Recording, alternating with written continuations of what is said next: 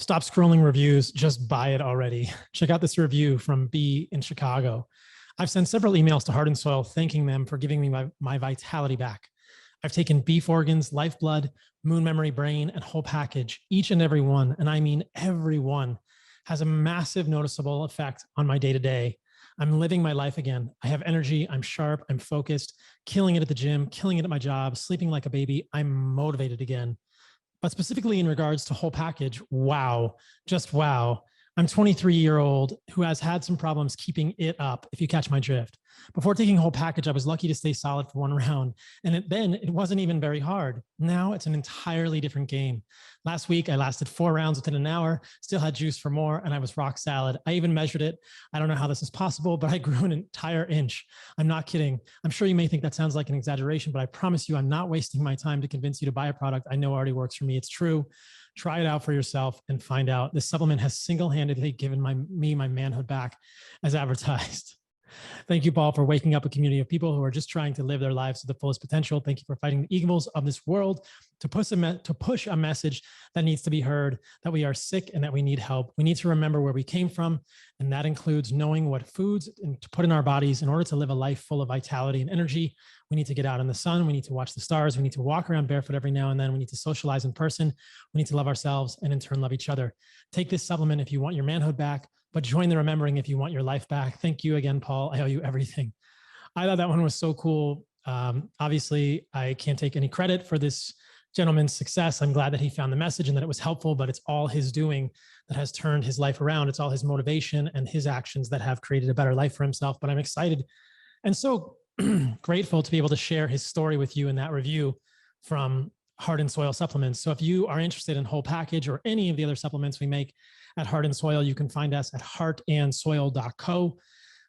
You know where to find us now.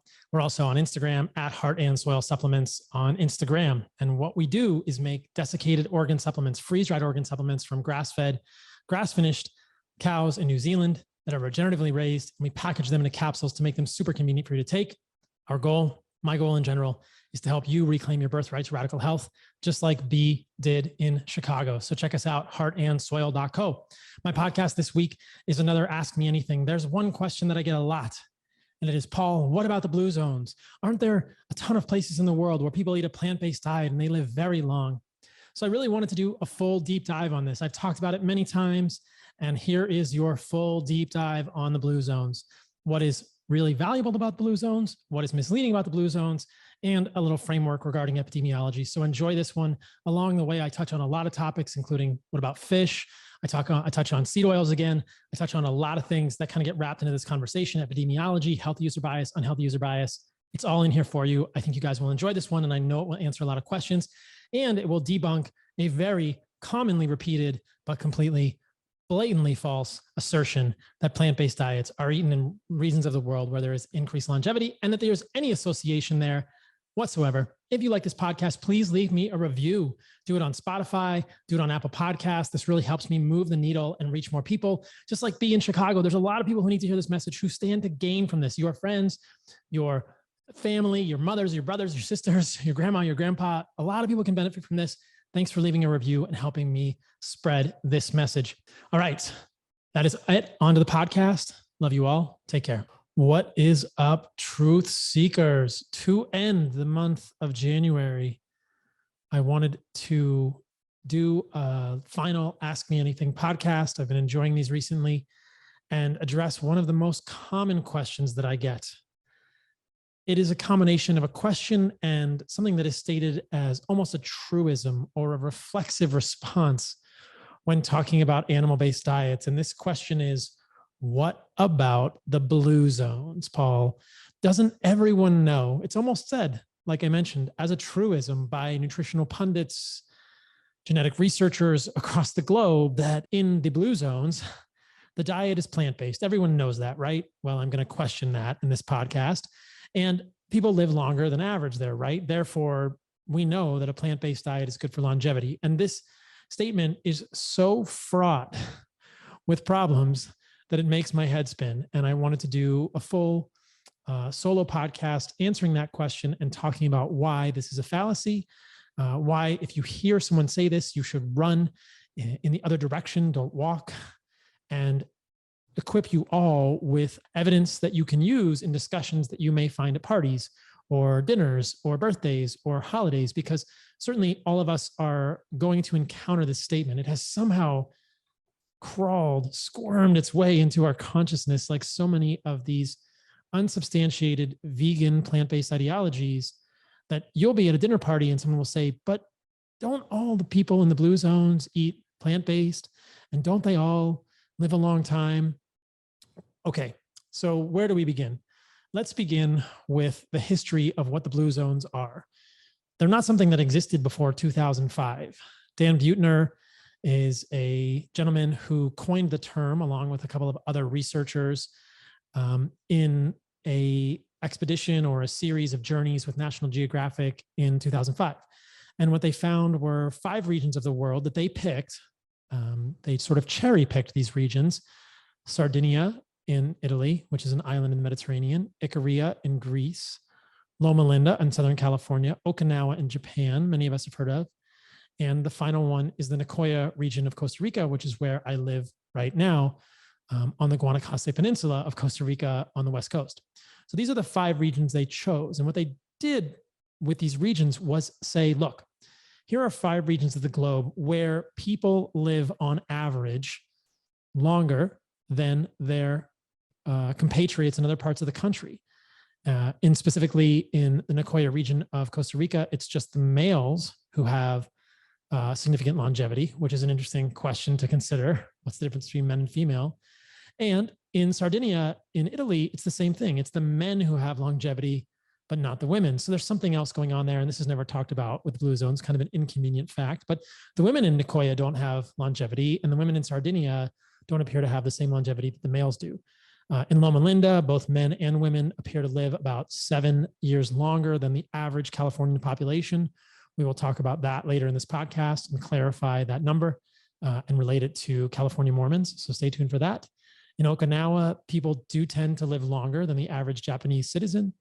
And in Icaria in Greece, we do see some longevity relative to the overall population in Greece. Now, the first thing to point out is that in these regions, except for Loma Linda, meat is eaten.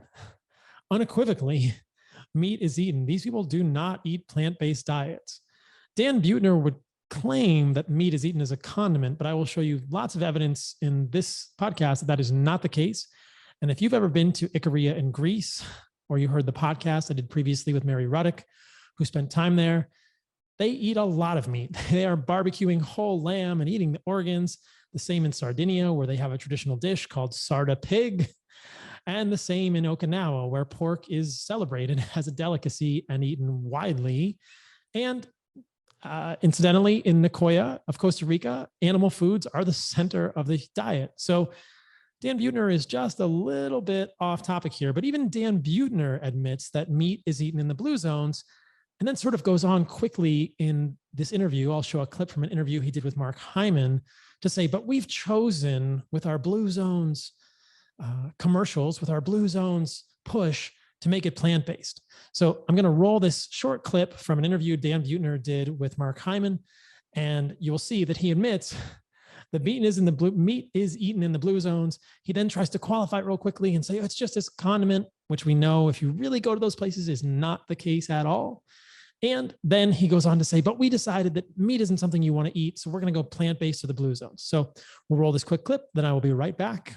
Interesting. And there's some interesting data on meat and whether it's harmful or helpful. And a lot of it has to do with what the context of the overall diet is. My view on meat eating, in all honesty, in blue zones, people did eat meat. It was, they typically knew the name of the animal and they took care of the animal for a long time. And then Jimmy the goat. It was time for the wedding. But it was infrequent, often as a condiment. But for my blue zones work, and I work now in 26 cities with 26 blue zone projects, and I have a website, Meal Planner. We made the decision to stay 100% plant-based on within the blue zone family. Okay, so that is Dan Buettner, the guy who came up with this concept, admitting that the blue zones as a plant-based tool, as a plant-based surrogate, as a plant-based piece of evidence are kind of bullshit. Now, the other piece of this equation that is kind of shady is that there were many regions of the world that were left out of these 5 zones. There are many regions of the world that we might characterize as a blue zone. The population of Hong Kong has one of the longest life expectancies in the world. It's around 85 years last time I checked, and they are number 3 per capita in terms of meat consumption at 1.5 pounds per day. Should we make Hong Kong a blue zone? Well, they're not plant-based, and there's no way that you could even twist that narrative in a way that would suggest they were plant-based. So that would be quite inconvenient for Dan Buettner. You may have heard me talk to my friend Tommy Wood a few years ago about his ancestry in Iceland. And I think at least one side of his family still lives there. He has multiple grandparents who live in Iceland. And Iceland is the size of Rhode Island, and they have a much higher percentage of that population that are centenarians and super centenarians. I think super centenarians are people who live over 110 years. I just lump them all together because if you're living over 100, that's freaking old. Incidentally, or I should add as an asterisk, if I live to be 100, I want to be serving when I'm 100. I don't want to be 100 and decrepit or super skinny. I want to be 100 and strong. So the only way I want to live to be 100 is if I'm kicking ass when I'm 100. Okay, back to our normally scheduled piece of intellectual content here.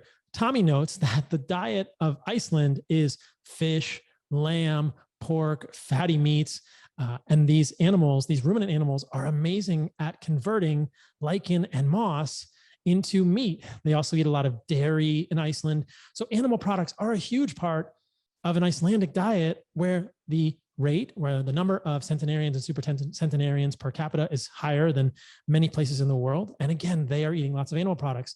This is just 2 examples of places in the world. We can find many pockets where meat is eaten with enjoyment, in large amounts around the world that are left out of this concept of blue zones. So from the beginning, we can raise our hands and say, good old Dan, how'd you pick those 5? This smacks of a little Ansel Keys cherry picking, if you ask me. Okay, now let's put aside these 5 blue zones and examine the concept that vegan or vegetarian diets are associated with decreased morbidity, decreased mortality, or longevity in literature. And this type of literature is not something that we have a lot of interventional literature on, unfortunately, because when you are studying something like longevity or overall mortality, you essentially must do epidemiology, which is essentially synonymous with observational research. So this is the caveat that I will try to always make when I am discussing epidemiology, AKA observational research, that this is observational research.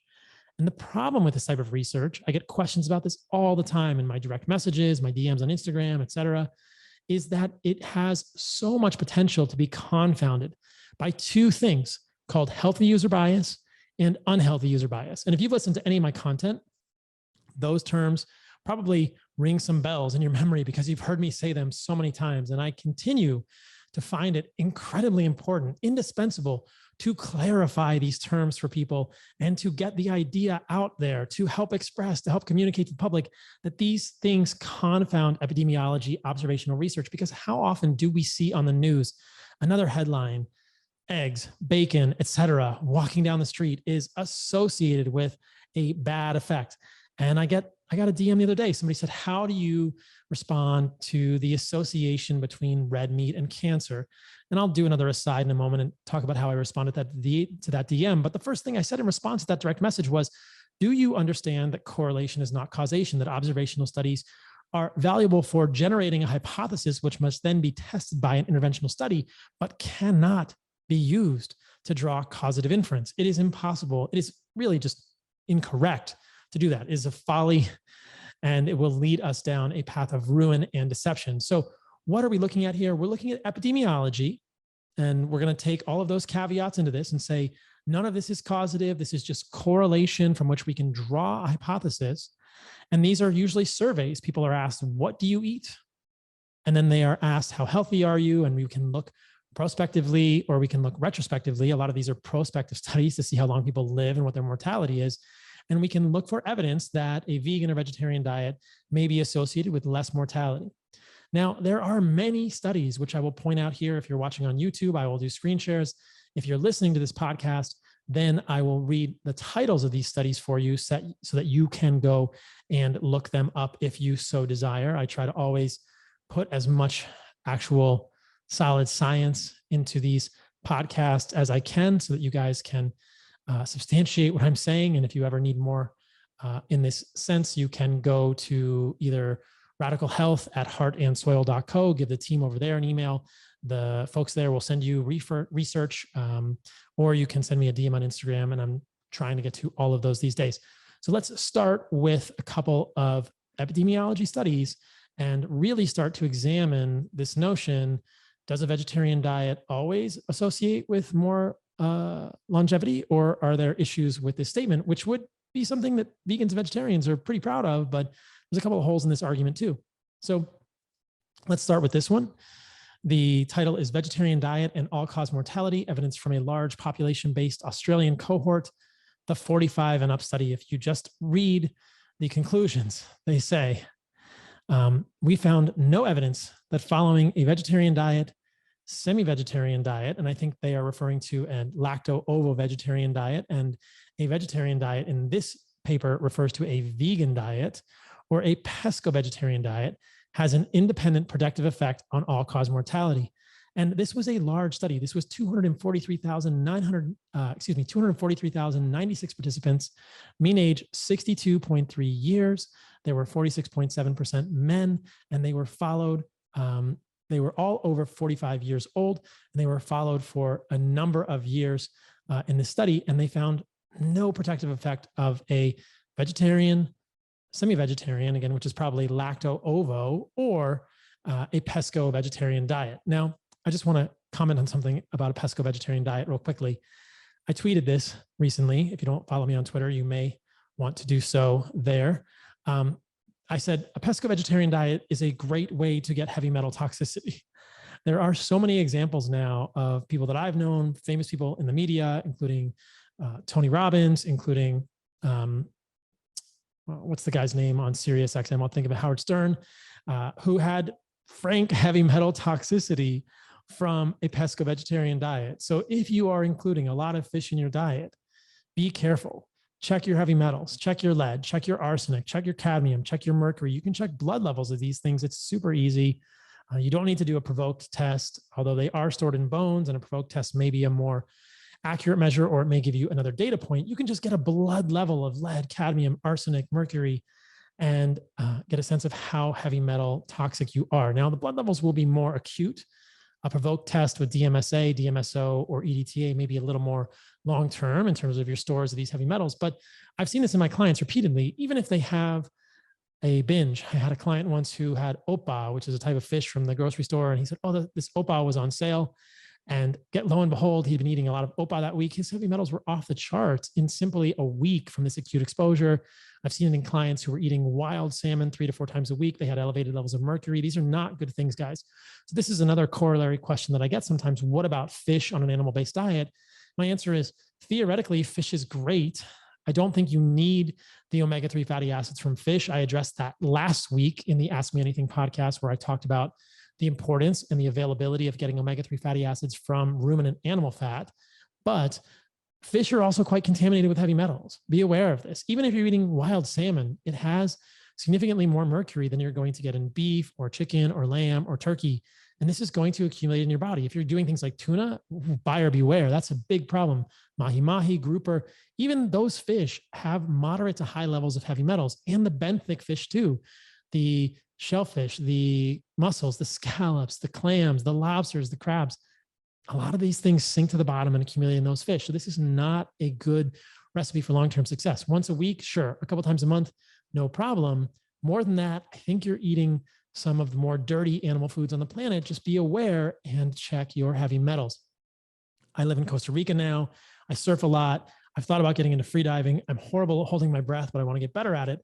And one of the, I think, disincentives for me to get into free diving is that free diving is often connected with spearfishing, which sounds super fun and interesting, except I'm not going to eat anything I catch for the most part. Maybe a small fish here and there, but most of what I catch, I'm going to feel so guilty about the heavy metals from that. And like I said before, I don't think there's a whole lot unique in fish that you want to get in your diet that you can't just get from ruminant animal meat and organs, lamb, beef, bison, these type of things. Now, theoretically, historically, has this always been an issue? Probably not. I think we're polluting the ocean. This is part of our life cycle on the planet as humans. Not necessarily intrinsically part of our life cycle, just part of our life cycle. Historically, we've done this to the oceans, and so things are changing. I often say to people, would you eat a cow from Tokyo that's grown in the middle of Tokyo? It's inhaling that horrible air, or a cow that's grown in the middle of Beijing? Or do you want a cow from rural Georgia, like White Oak Pastures, or from perhaps rural Costa Rica, right up the street from my house? There's cows grazing on the land here on the Guanacaste Peninsula. I would rather eat the cow that's in cleaner air. But what if all of the fish you eat is equivalent to the cow in Tokyo or the cow in Beijing? Because it's all kind of swimming in dirty water. And the longer the fish lives, the more it's going to accumulate these heavy metals. This is a problem with excess fish in the diet. And again, I don't think you need fish for omega-3s. You can get plenty from ruminant animal fat, especially exactly because you are avoiding seed oils, because you are avoiding omega-6s, which share the same synthesis pathway to the end result, those longer chain omega-3 and omega-6 fatty acids, as I talked about last week on the podcast. So pescatarians, lacto-ovo-vegetarians, vegetarians, no improvement in mortality in this very large study in Australia in adults, about half of whom were men, slightly more than half were women who were above 45 years old. Let's look at another one. This is a study that I've talked about a lot. It's a really important study. It's called Mortality in British Vegetarians. Sometimes I refer to it as the UK shopper study. What's so interesting about this study is that they looked at a couple of different things. They looked at standardized mortality ratios, and they compared vegans, well, they lumped in vegetarians and vegans together with omnivores. And then they looked at death rate ratios, and they compared these for vegetarians and non-vegetarians, with non-vegetarians being omnivores. And what they found were that when you looked at the standard mortality ratios for all causes and death, they were significantly below the reference level of 100 in both studies. 52 based on 131 deaths in the Oxford Vegetarian Study, and 59 based on 2,346 deaths in the Health Food Shopper Study. For all causes of death, the DRR, the death rate ratios for vegetarians compared with non-vegetarians, was close to 1 in both studies. So what they found here essentially was that British vegetarians have a low mortality compared to the general population. Their death rates are similar to those of comparable non-vegetarians, meaning in terms of health behaviors, suggesting that much of this benefit may be attributed to non-dietary lifestyle factors, such as a low prevalence of smoking and a generally high socioeconomic status, or to aspects of the diet other than the avoidance of meat and fish. This is actually a really good illustration of what you might consider to be healthy user bias. And so when you account for this and you compare British vegetarians to British omnivores who have healthy behaviors, who are higher socioeconomic status, who have a low prevalence of smoking, then you see similar rates of death and mortality. But what happens in our population in the West is that we have been told for 70 plus years that meat is bad for us. And so who eats meat? The people that ride motorcycles, the people that smoke, the people who are generally of lower socioeconomic status because they're more rebellious. They don't always correlate, but we know this does happen.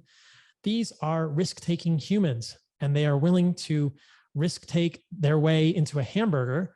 And the part of that hamburger that's probably the worst for them is the special sauce with the seed oils and perhaps even the tomatoes on there, which has lectins, which could be contributing to GI distress or leaky gut. And certainly that bun, which is full of gluten and other lectins, and probably has some processed sugar, along with the milkshake, which has a ton of sugar, the fries cooked in seed oils, and the Coke on the side, perhaps, which is going to have a ton of processed sugar as well. So what we gain from this is these two very different classes of people.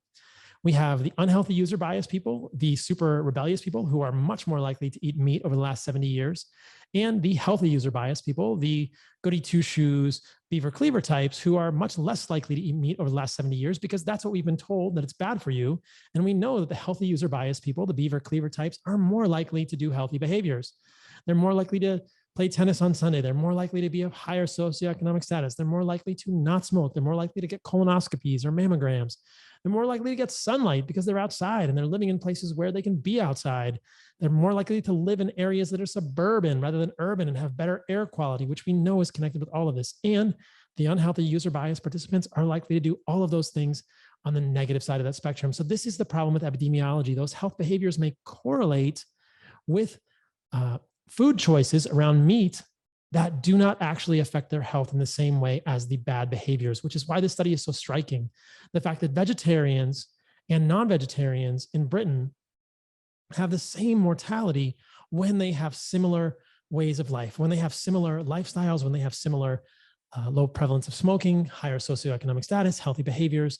This is what healthy user bias and unhealthy user bias are all about, and why epidemiology studies are so damn misleading. So the next time you see these things on the news, what you will find over and over and over is that with meat, you're always going to have this healthy user bias on one side with the vegetarians and the unhealthy user bias on the other side with the meat eaters. So you see results on both sides of the fence. And it's very interesting to know and important to know that there are many epidemiology studies that don't show any correlation between eating meat and poor outcomes. And when they do, it's probably because they're sampling a population in which you're seeing more of this unhealthy user bias. And there are lots of studies that don't show any benefit to vegan or vegetarian diets for mortality.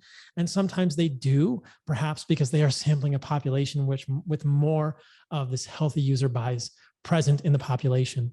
This point simply cannot be emphasized enough. I cannot tell you the literal millions of people that would benefit from understanding this more deeply. I want to do a couple more epidemiology studies to really drive this point home and make sure all of you understand this clearly. This one is meat consumption and diet quality and mortality in NHANES 3. This is the Nurses' Health study, NHANES 3. And this is another very long study. This is 17,611 participants. The NHANES 3 survey period was from 1986 to 2010. They assessed meat intake with a food frequency questionnaire. In men, white meat consumption tended to be inversely associated with total mortality, meaning the men who ate white meat had a lower rate of mortality. But there was no such association among women. Significantly decreased mortality was observed in the top compared with the bottom third of the HEI score. This association was only observed in men, but not in women. Meat consumption was not associated with mortality. That is all meat consumption. No red meat consumption association with mortality. And what they're finding here, okay, and they say a healthy diet, according to HEI, however, was associated with decreased total mortality in men, but not women. So this is another good example of healthy user bias. The first thing to point out in this NHANES 3 study, red meat not associated with a decline in longevity, not associated with an increase in mortality, but eating white meat was. Why is that? Is chicken going to save your life? No. It's the fact that we've been told that chicken is the white meat, and that people who are eating chicken, specifically men, are the men who are listening to the health advice. These are the men who are doing these things to avoid the saturated fat, which they're probably still getting in chicken and other places in their diet, but they're doing these things to avoid the red meat, which they've been told is so good for them, and they're also doing other good, healthy behaviors. So the chicken is not what's good for them. The not eating red meat is also not benefiting them, because we see no negative effects from eating red meat in the population, but this is a clear behavioral effect associated with this group of people. So again, no real association between meat and decreased longevity in that study. And we have to keep asking these questions. Where do we get this idea that red meat is associated with decreased longevity or increased mortality? Those of you watching this on YouTube will notice that the lights just went on because the sun has now set in Costa Rica, and I'm recording this at the end of a day. So slight change in podcast studio lighting, but we continue on. A couple more epidemiology studies to consider here. Mortality in vegetarians and comparable non-vegetarians in the United Kingdom. And again, what we find here, United Kingdom-based vegetarians and comparable non-vegetarians have similar all-cause mortality in this epidemiology study. This one was pretty big, 60,310 persons living in UK, comprising 18,431 regular meat eaters who ate meat at least 5 times per week on average.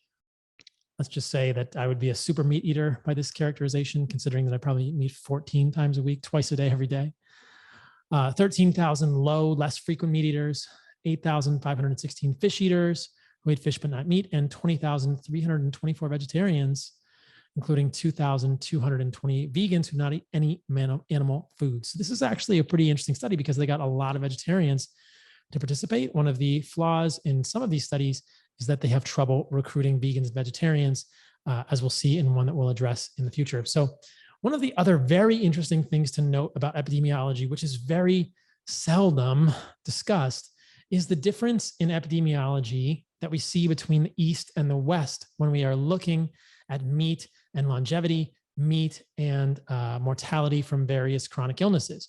What we do see in the East is that the men who eat the most red meat have the lowest rates of heart attacks, and the women who eat the most red meat have the lowest rates of breast cancer. And I'll show you the study that corroborates that assertion: meat intake and cause-specific mortality, a pooled analysis of Asian prospective cohort studies. This is a very large one. This is 112,310 men, 184,411 women, followed from either 6.6 to 15.6 years. And what they found was that ecological data indicate an increase in meat intake in Asian countries. However, our pooled analysis did not provide evidence of a higher risk of mortality for total meat intake and provided evidence of an inverse association with red meat, poultry, and fish and seafood. How red meat intake was inversely associated with cardiovascular disease mortality in men and with cancer mortality in women in Asian countries. What could possibly be going on there? Clearly, the answer or the hypothesis that explains that is that in Asians, red meat is good for them, and in white Caucasians, red meat is bad for us, right? No, that's silly. That doesn't make any sense at all. What's going on here is there's a different narrative. That in Asia, if you're eating red meat, you're of a higher socioeconomic status, you're doing more healthy behaviors, you're getting in the sun more. You do all the things that we saw in the UK Shopper study associated with increased longevity, except in Asia, red meat has not been vilified. It's been celebrated. People who eat red meat are of a higher socioeconomic status. So it completely changes the equation and completely changes the way this epidemiology looks. And that's exactly why these studies are so darn misleading.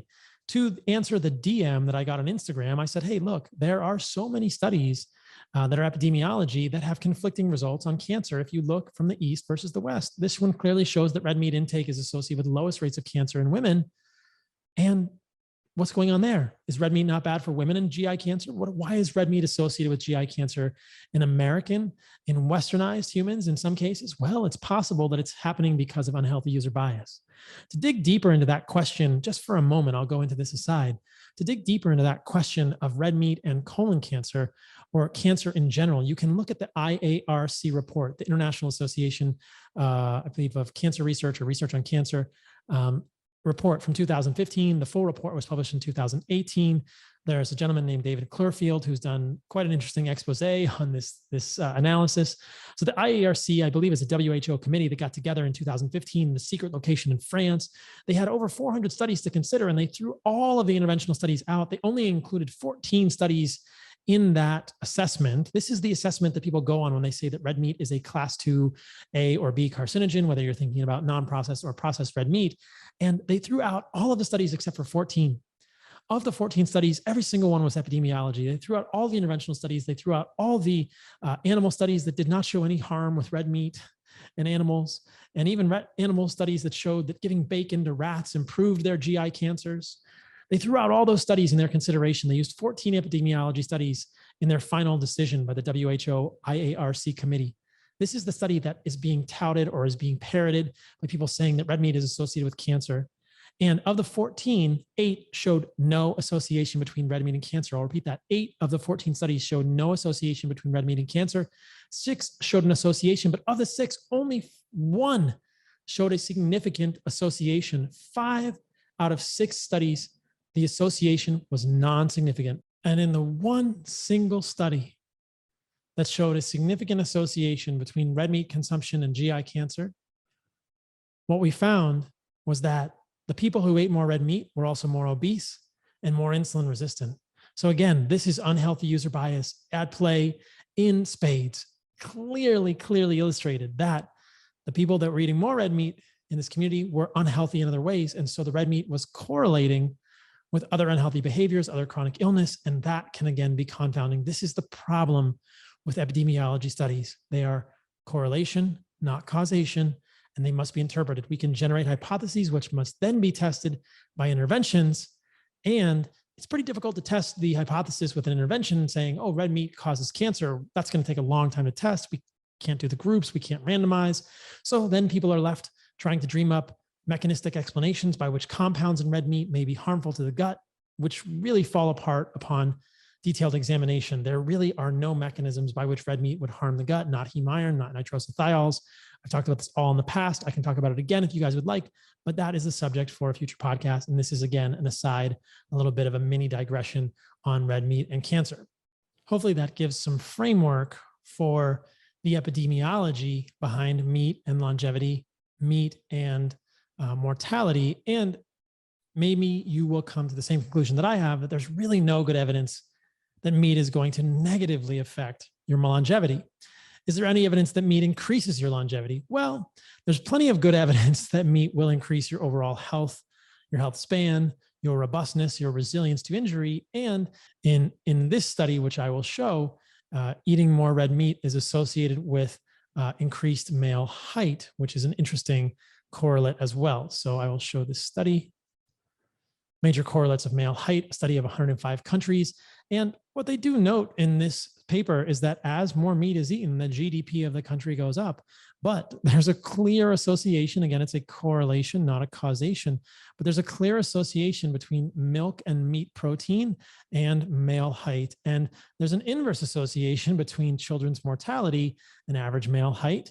And so in countries that are richer, people are eating more meat and they are growing to be taller and they are having less infant mortality. And I will let you draw the conclusions from that. Total protein per capita, there's a pretty darn clear, look at the R is 0.74, pretty darn clear association between protein and average male height, and the inverse association between total protein or the developmental index is showing the same correlation, increasing male height, improved developmental index, and then this inverse correlation between let's go up to this one, inverse correlation between children's mortality and average male height. And then this one is fascinating too.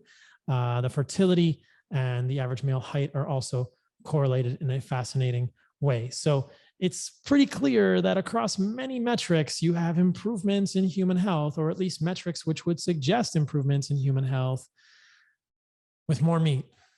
I'm about 5'9". I used to be 5'10". Then I did jujitsu and probably broke a vertebrae in my neck. Jumped off some things like Corbett's Couloir in Jackson Hole. May have also broken a vertebrae in my neck doing that. Maybe one or the other.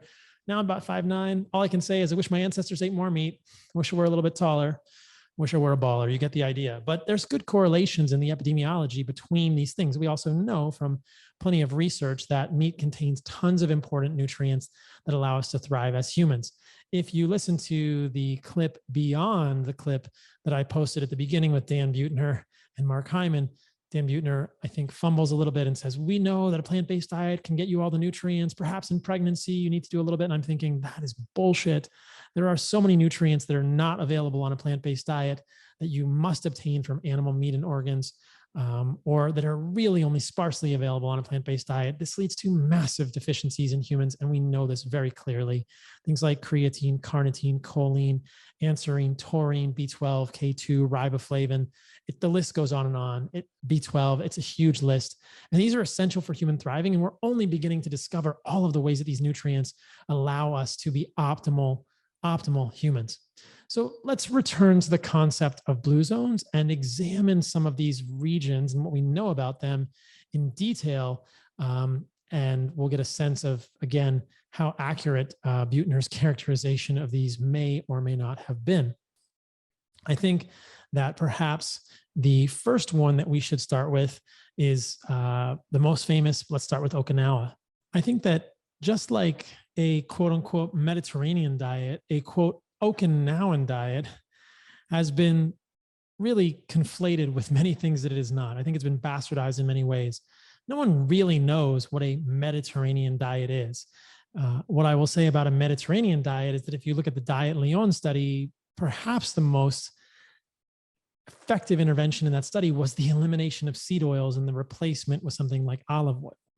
I think they could have done even better by replacing seed oils with things like tallow and gotten more of the animal-based nutrients, but there was a clear benefit to a Mediterranean diet in the Diet Leon study. But people will look at that study and attribute it to many things. I think the most compelling hypothesis from my perspective is the removal of seed oils and the decreased amount of polyunsaturated fats in the Diet Leon study rather than the olive oil itself. The olive oil certainly may have decreased linoleic acid and replaced seed oils, which is a good thing, but I don't think the olive oil has uniquely magical properties.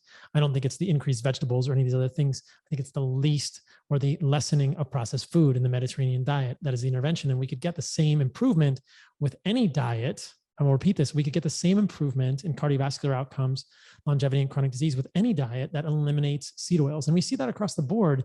It's just not what people focus on. They want to focus on more vegetables. Well, I think hopefully in the future with the Animal-Based Nutrition Research Foundation nonprofit that we are building, we'll be able to do studies that actually look at this question and answer it in more detail. Look, as I've said before, here's how I frame it. If you are thriving, don't change a thing about your diet. If you're eating a salad or vegetables and you're doing great, don't change. But for those who are suffering with autoimmune disease or chronic illness, all sorts of issues, psychiatric issues, whatever, and you're not getting the results you want and you have no hope, then I want you to understand that perhaps these plant foods are not amazing for you. That is why I do the work I do, and to exonerate meat from the incorrect vilification, the unjust vilification that it so consistently receives, mostly based on very poorly done epidemiology, as we have been discussing.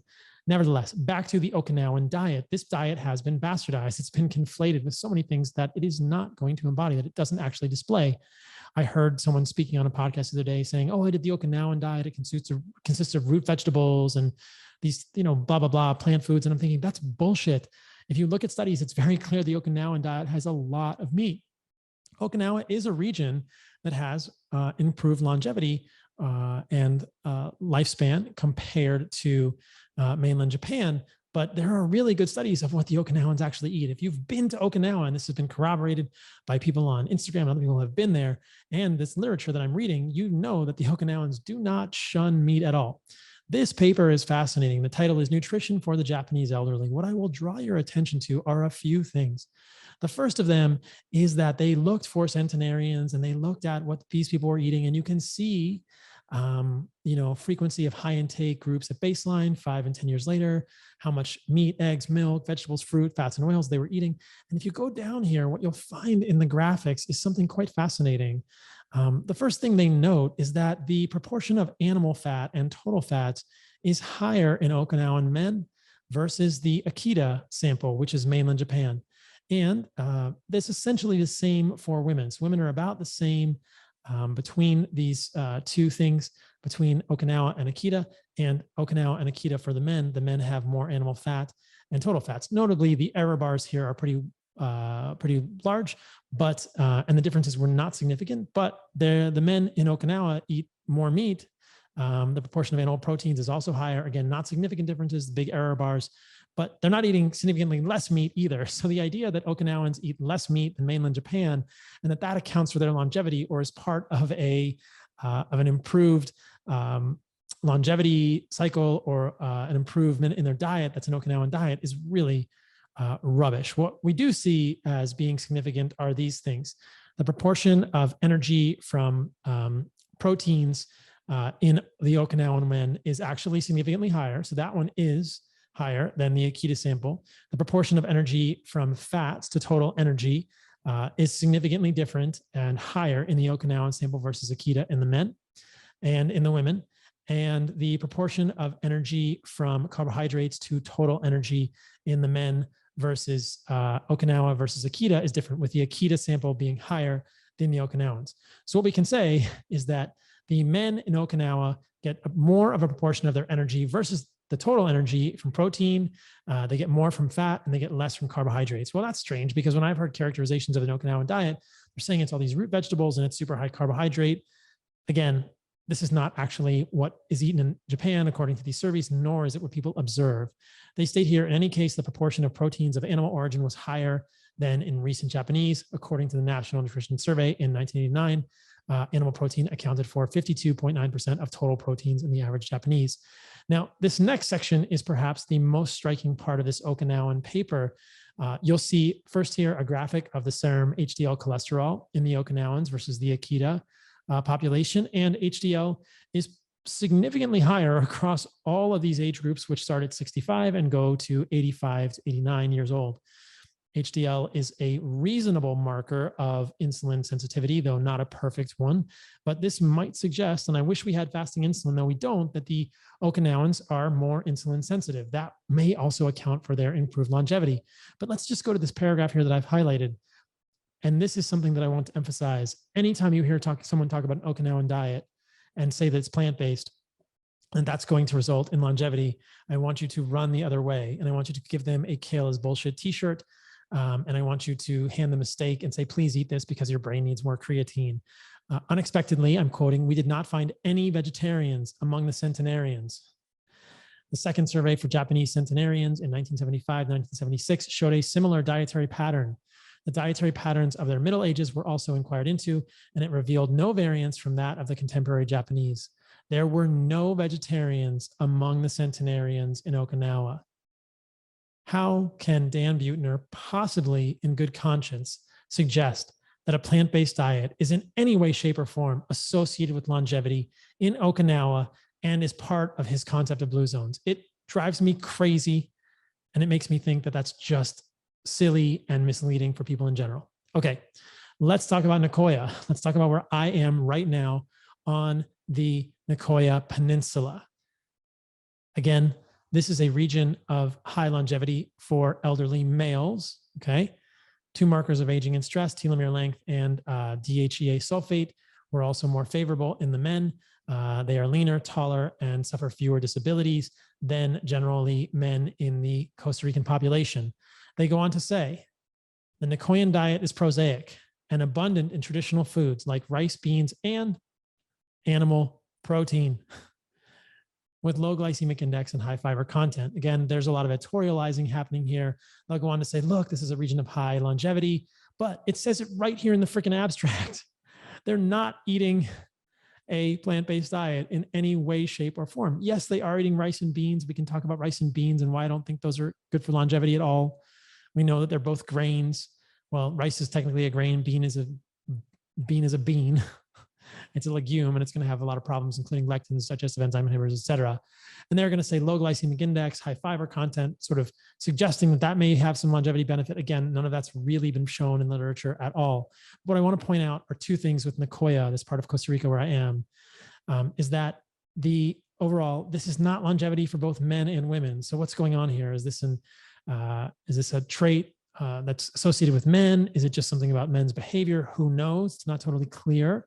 But they say for a 60-year-old Nicoyan male, the probability of becoming a centenarian is 7 times that of a Japanese male. That's a mainland Japanese male, not a Okinawan Japanese male. And his life expectancy is 2.2 years greater than a overall general Japanese male. So there is some longevity here for Nicoyan males, but it's so funny because this blue zones concept has really been adopted. You'll see it in the airport. They'll say blue zone, blue zone. You'll see it out on the streets or in the dirt roads. And I'm driving between Santa Teresa and Montezuma. There's blue zones, cafe, and all this stuff. And people don't even realize that there's no longevity here for women. It's just for these males. And we don't really understand that. But to the point that Dan Buettner is trying to advance, that there's a plant-based correlate here, or that people in these longevity regions eat a plant-based diet, it's not true.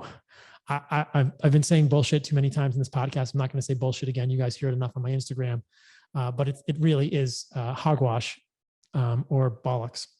Perhaps we'll use that one for the rest of the podcast because the traditional diet of the Nicoyan males is prosaic. It's simple. It's rice, beans, and meat, and they use a lot of animal fat. So I don't know where this concept is coming from. But the hits don't stop there, guys, because we know that there's really this pattern holds true across almost every single one of these blue zones. We can look at Sardinia as well, which is, of course, in Italy, and find literature to support the same assertion that, in fact, they do have a lot of livestock rearing. Consumption of animal-derived foods is relatively higher in the mountainous regions than the rest of the island. It's clear. I mean, there's Sarda pig in Sardinia. Like, if you read this paper, what you find is that they do follow a traditional diet, which has, as it says here, dairy products. They say it has cereal-derived foods, but dairy products, they have meat, they have dairy, and the shepherding people in the hills have significant meat intake. They're saying, again, They have consumption of fruit and vegetables and moderate meat intake. They're not plant-based in any way, shape, or form. We can't really tease out how much the fruit, the vegetables, or the meat intake is affecting things. But what I would say is that this is to argue directly against the assertion that people in these longevity regions that are cherry-picked, as we talked about in the beginning, are eating a predominantly plant-based diet. That is just not true. And I will continue to show you that with yet another paper, which we will look at from Ikaria. Again, if you have questions about Ikaria specifically, I did have Mary Ruddock on the podcast. We talked about her experiences in Ikaria, and she corroborated the fact that they eat plenty of meat there. Again, it's celebrated. Socio-demographic and lifestyle statistics of the oldest people greater than 80 years living in Ikaria Island, the Ikaria study. And again, they love to say it in the freaking abstract. They talk about the blue zones, they tout this percentage, and then they talk about the fact that there is meat eaten as part of these diets all over the place. They're not eating a plant-based diet. Their conclusion is that modifiable risk factors such as physical activity, diet, smoking cessation, midday naps might depict the secrets of long livers. These findings suggest that the interaction of environment, behavioral together, and clinical characteristics may determine longevity. Now, this I would actually agree with. This is probably a lot of the benefits of these people, perhaps getting in the sun. They are Mediterranean. They do things outside. The diet, they don't clarify here, but again, a lot of the diet in these places includes meat. But I wonder what we could do in these places. How much seed oil is consumed in these places? I bet it's a vanishingly small amount or a significantly smaller amount. And I would bet it's a statistically significant smaller amount than people who they live longer than. Again, this is something else. Again, it's a hypothesis. We should test it, but this would be a very interesting thing to dig into and really parse out. So it all depends on the lens that we're looking at. But so far, we've talked about Okinawa, we've talked about the Nicoya region of Costa Rica, we talked about Sardinia, and we've talked about Ikaria. The last one is Loma Linda. And I saved the best for last, guys, for a couple of reasons. Let's talk about Loma Linda. Loma Linda is a region of longevity in California. Loma Lindans tend to live 7 years longer than the average Californian. It's true. But a couple of things are problematic with this assertion. The other thing I should mention is that Loma Linda is a concentration of Seventh-day Adventists. This is a religious group that believes that meat will contribute to carnal desires, which is probably true. If you want to have a real libido, you probably should eat meat. There's actually a fascinating history of Seventh-day Adventists and the movement around this with Harvey Kellogg, the origins of Kellogg's cereals, and the real probable reality that Kellogg's was developing cereals to quell masturbation, to quell carnal desires by giving people garbage, processed cornmeal flakes, which were devoid in the nutrients needed to make sex hormones. So one way to chemically castrate yourself is to eat a lot of cornflakes or a plant-based diet. It's happened before. If you guys listen to the podcast I'd done a long time ago with Tim Sheaf, a world-class free runner, and Elise Parker, two recovering highly prominent vegans, you'll hear from both of them that after 4 or 5 years on a vegan diet, their libidos were shot. And when both of them incorporated meat into their diet, they found a resurgence. They basically both thought they were asexual. They're not together. They're independent people that I interviewed together. And they both found a resurgence in their sex hormones. And they found this to be quite pleasant, that they actually had sexual desire as a healthy human should have in their life. Tim Sheaf's story is particularly remarkable. I remember when this happened a few years ago, he was actually shooting with the movie Game Changers. Like I said, he's a world champion free runner, and he asked them to take him out of the movie because he was doing so poorly on a vegan diet and then felt so much better when he included salmon in his diet. I remember that he talked about this on social media. The first time he ate salmon, he had a wet dream. So he had resurgence of sexuality and hormones for the first time in many, many years. Again, Elise talked about it on the podcast. She felt like she was asexual, began eating salmon and then red meat, and recovered a healthy sex drive for a young mid to late 20s woman. We should all have this late into our life, I believe. And so again, Kellogg's, Seventh-day Adventists, what's a very effective way to chemically castrate humans? Well, give them cornflakes. So let's just put all religious discussions aside and judgments and just say, okay, the Seventh-day Adventists are concerned about carnal desires. And so I believe, and I could be wrong about this, someone can correct me if I'm wrong, but I believe this is part of the connection with these vegetarian and vegan diets, is they may help to curb libido. Well, many of us actually like our libido when used appropriately and responsibly and prefer to be a healthy human that is vital.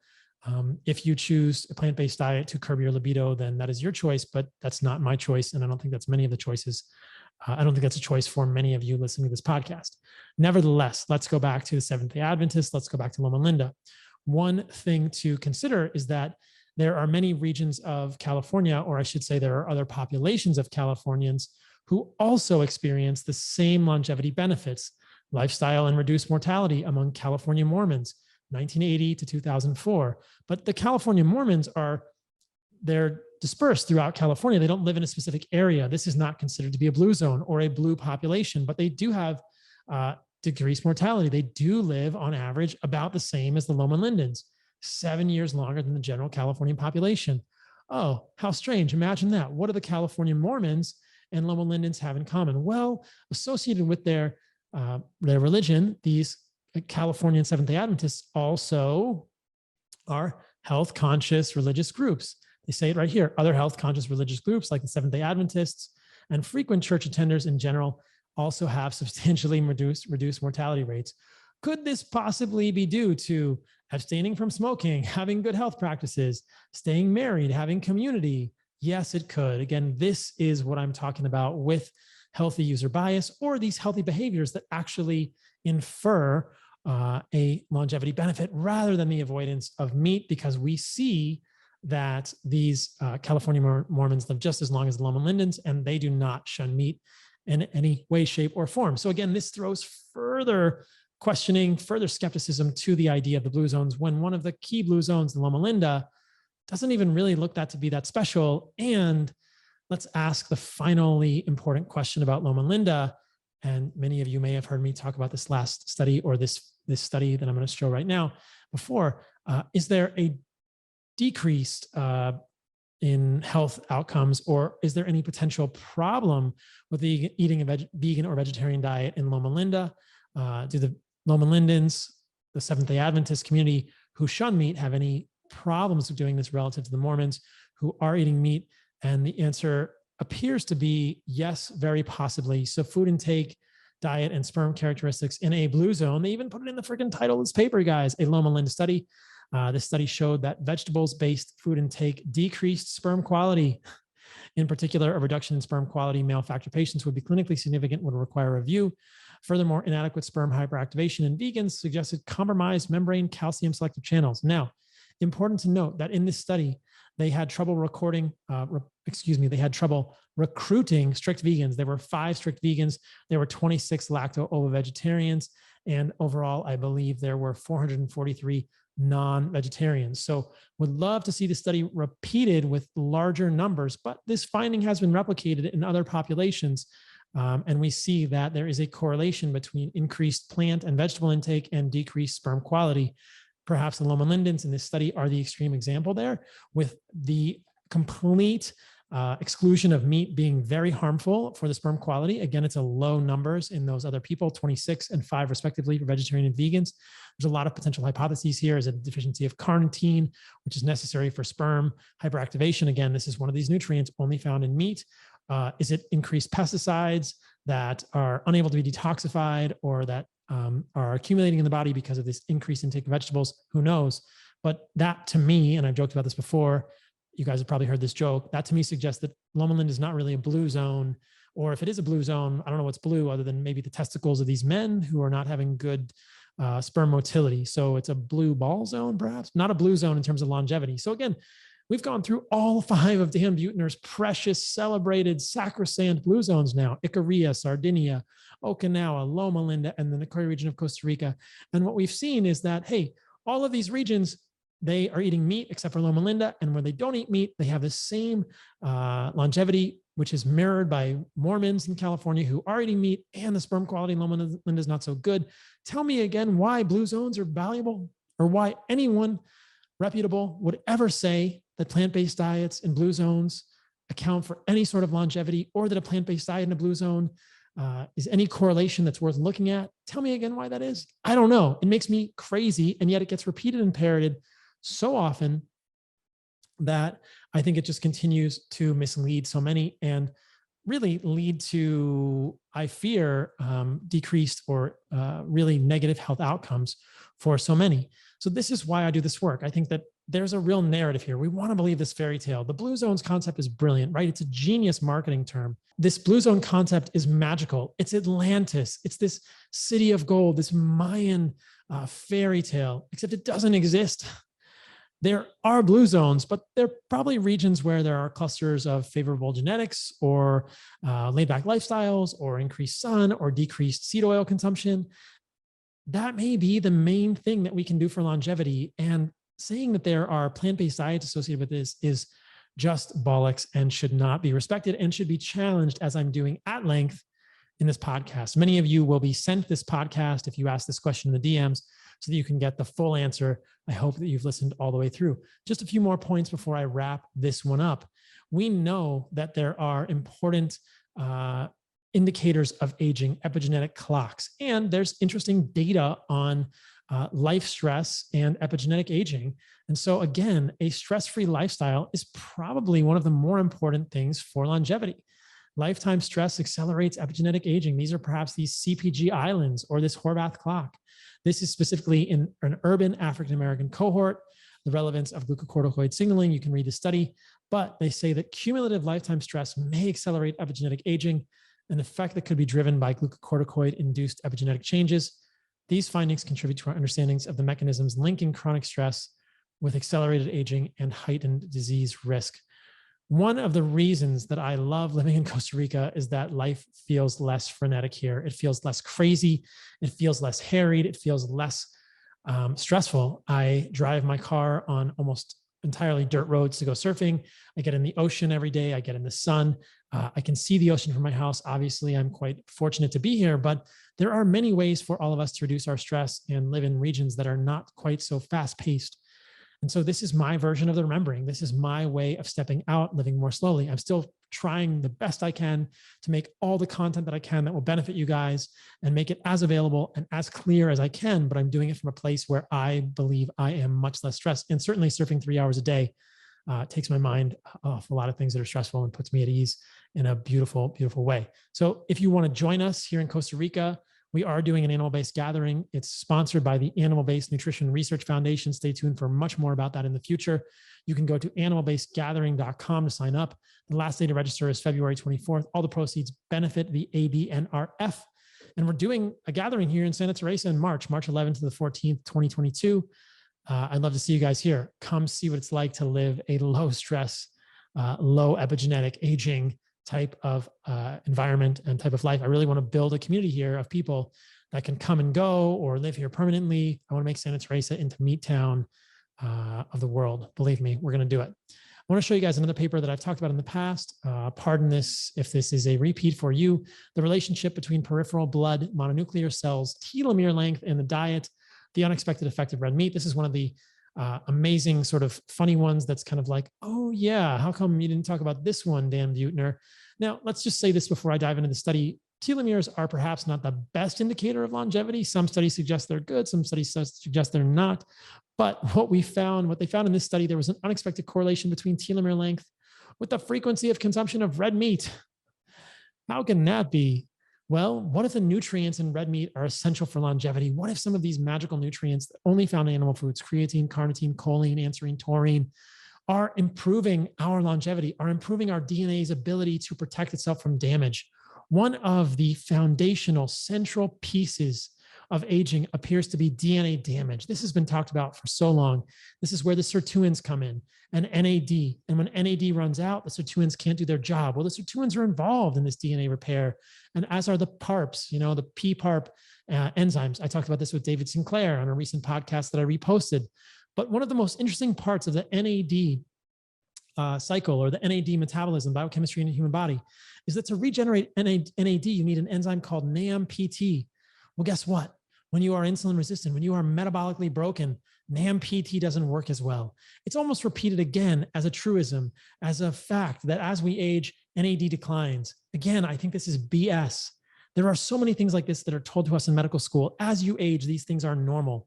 That is bullshit. Of course, none of us is going to be our fully formed 20-year-old hale and hearty form our whole life. But I don't believe that we have to accept the decline of aging as normal for humans. But I don't think that the way to avoid that is by avoiding meat.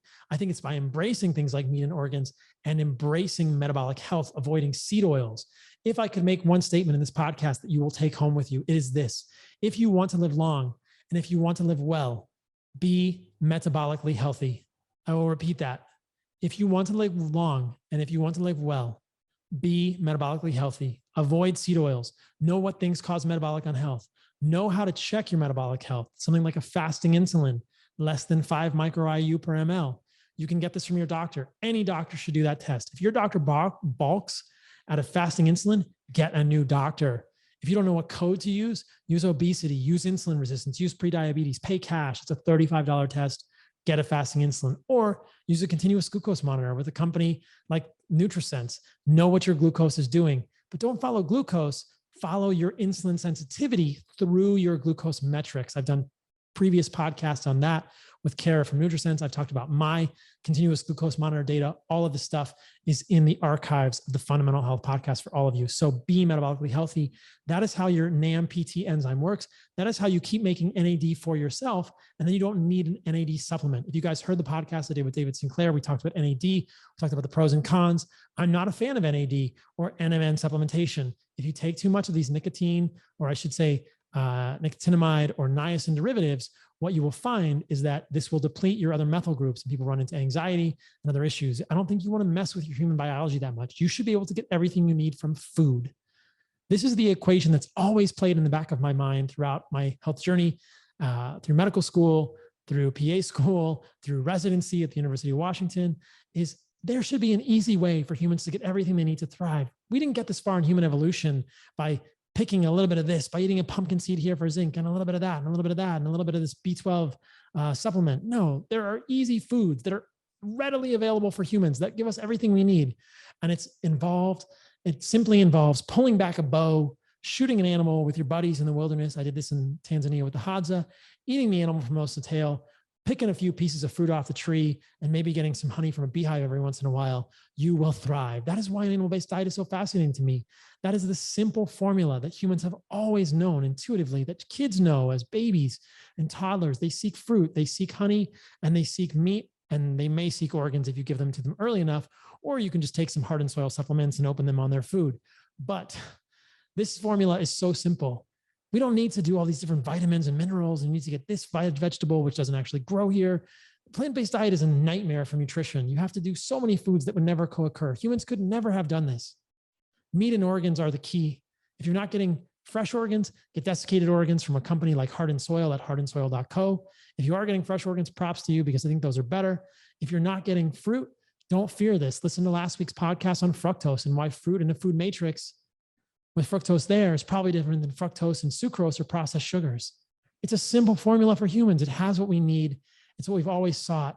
It's how humans have thrived. There shouldn't be this so much complexity to the human diet. This is where we get our nutrients. And look at this. It improves our telomeres. No surprise there in any way, shape, or form. So in summary, the blue zones are bullshit. I'll say it at the end. Blue zones are bullshit. They're cherry-picked. There are many regions of the world with increasing longevity relative to general population that are left out.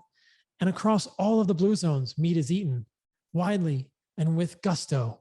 And the one place where it's not, they're not really that uniquely healthy. They have poor sperm quality. And the Mormons who eat meat live just as long. So blue zones are a fallacy. They really are a fallacy.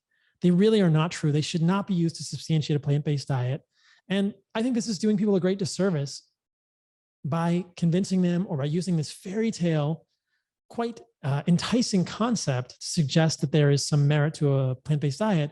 Even in my debate with Joe Furman, he said, what about the blue zones? Look at these regions of the world where people live long and plant-based. And I corrected him at that time, and I'll continue to correct any plant-based advocates who are suggesting that now. It's simply crazy to believe that there's any scientific merit to this concept. It's a beautiful concept, but the things that are common across the blue zones are these: exercise, a reasonable diet consisting of simple foods, which almost always includes animal foods, and you better believe it's eaten nose to tail, absence of seed oils, I would bet, community, and really a slower pace of life, lower stress. This is probably the formula for longevity for humans. I happen to think Costa Rica is a great place for it. I hope you guys will visit us for the animal-based gathering, or if not, maybe one of them in the future. But my plan for tomorrow is to get up early, to go in the sun, to go in the ocean, to surf, to eat some liver, to eat some heart, to eat some raw testicle, maybe to get some mood memory and brain from Heart and Soil because I don't have any fresh brain right now, and then to spend time with friends. I'm driving up to the northern part of Costa Rica. I'm going to get to spend time with my friend Bear Grylls. Some of you may have heard of him. Hopefully we'll do a reel on both of us eating organs. And then I'm flying back to Austin for a week to hang out with George St. Pierre and do some collaborations with Heart and Soil. So I think that there's a lot of fun stuff in store. I got some surfing footage this week with a film crew that was here. So I'm excited to share that with you guys.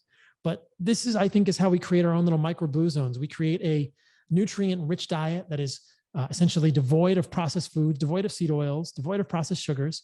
We surround ourselves with healthy community. We get in the sun, we exercise, we do the environmental hormetics, sauna, heat, cold, exercise, apnea training. All these things are beneficial. Occasional fasting.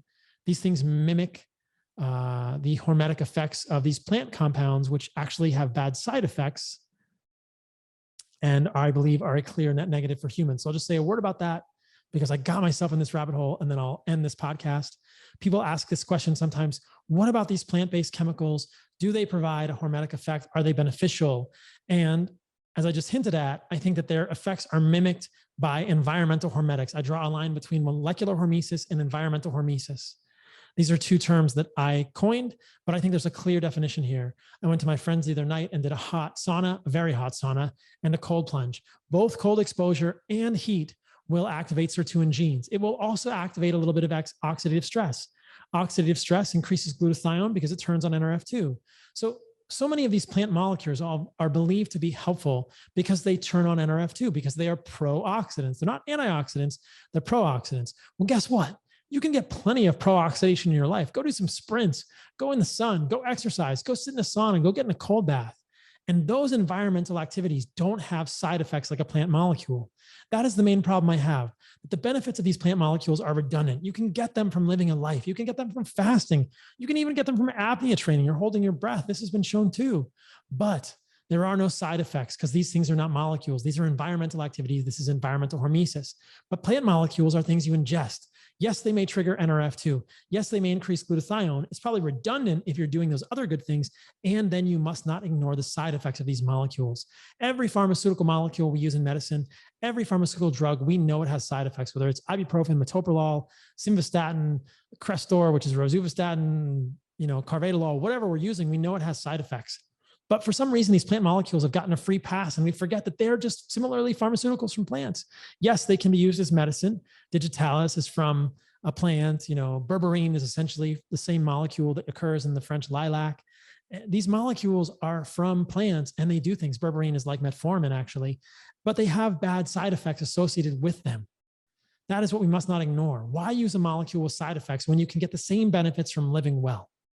That's why I'm not a fan of plant compounds for hormetics. That's why I'm not a fan of xenohormesis from plants. That's why I think that is a short-sighted narrative, and I don't do that. That's why I avoid vegetables. That's why I avoid leaves, stems, roots, and seeds of plants with all these defense chemicals. But I engage in heat, sauna, cold, exercise every day in the sun, sunlight, fasting, occasional ketosis by intermittent fasting. And a new thing that I've been doing is some small degree of apnea training. Again, I said my breath holding stinks. I'm working on it. But all those things I think are activating these hormetic mechanisms in the human body. You don't need plant chemicals. You are better off without them. Your bowels are better off without them. Overall, as a human, you're better off without them. That is sort of a wide-ranging perspective on vegetables to cap this podcast on why the blue zones are BS, why I'm not a fan of this, why this narrative is false, why it has so many holes in it, and why you should include meat, fresh organs, or desiccated organs in your diet, why I think fruit and honey are a great part of the diet. I'm a huge fan of raw dairy these days. If you can't do that, do some bone meal, like Bone Matrix from Heart and Soil, and I think that is the formula for thriving. And I just want to highlight the one thing I said earlier, which I think is a super important point. One of the cool things about podcasting and doing solo casts is that there's no script for this. I have a few ideas what I want to talk about, and I just go and I riff. And every once in a while, something comes up, and I want to repeat this one, which I thought was cool. That I said on this podcast, which is that our intrinsic nature of humans allows us, or really directs us, to seek the foods that will allow us to have the best vitality, virility, and I believe longevity goes along with that. It's a simple equation. We know how to get the foods that will give us what we need as humans. It's animal meat and organs. It's hunting, followed by the sweet, colorful fruit and delicious honey that we find in nature. Raw dairy is a recent addition to this in human evolution. If you can tolerate it, it's incredibly nutrient rich. And I think it's a great thing to have. I've found real differences in the way my body reacts to raw versus pasteurized dairy. Be aware that a lot of things are pasteurized these days. If you can't get raw dairy and you don't like dairy, just do something like bone meal, because I think calcium is good to have in the human diet. So hopefully that was helpful. As I'm doing these podcasts, I always talk about a lot of different things. I answered so many different questions as we were talking about the blue zones. So many things came up. Don't get confused by epidemiology. Don't believe the plant-based narrative on blue zones. Do include meat, organs, fruit, honey in your diet, maybe some raw dairy if you're lucky, and do live a radical life, and do reclaim your birthright to radical health. My friends, my truth seekers, signing out for today. This is Carnivore MD, AKA Paul Saladino. You can call me whatever you want. And I love you all. Have a good rest of your evening. Thanks for joining me.